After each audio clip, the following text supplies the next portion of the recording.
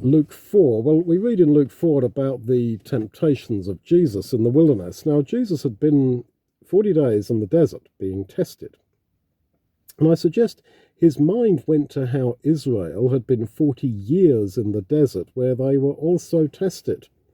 And the tempter gave Jesus 3 temptations, and he answers each of those 3 temptations by quoting from the Old Testament. But if you look exactly where Jesus is quoting from in the Old Testament, you'll find that his answers are always from the same part of Scripture, from Deuteronomy chapters 6 and 8.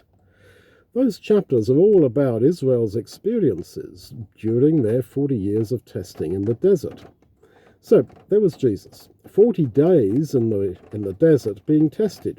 He realizes then the similarities between his experiences and those of Israel, who were 40 years in the desert.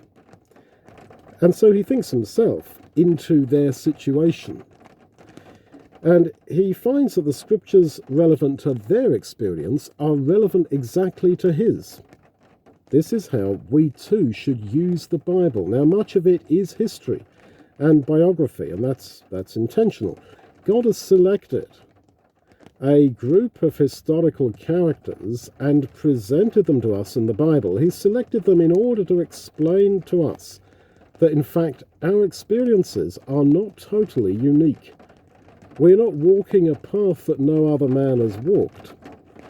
And that's the worst thing about any kind of suffering. We tend to think that I'm totally alone in this, that I'm in unchartered waters, suffering in a totally unique way that nobody else can relate to. But God's hand in human lives works according to a kind of parallel pattern. And so suddenly the Bible becomes alive. Now, history may indeed be bunk, of merely passing historical or cultural interest, but biblical history is different.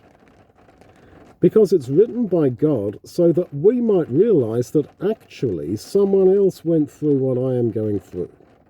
In essence, anyway. And so we find ourselves comforted. And as Paul says, we are given hope because through patience and comfort of the scriptures, we have hope.